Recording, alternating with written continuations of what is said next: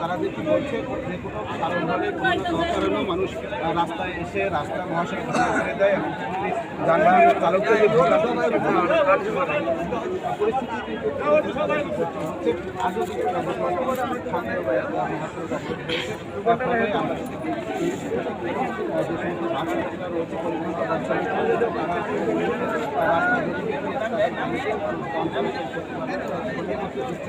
তারা যেটি বলছে এখানে যে শ্রমিক মারা গিয়েছে সেই শ্রমিকটি মারা গিয়েছে মূলত অটো ধাক্কায়, অথচ মহাসড়ক অবরোধ করে যানবাহন ভাঙচুর করা হয়েছে।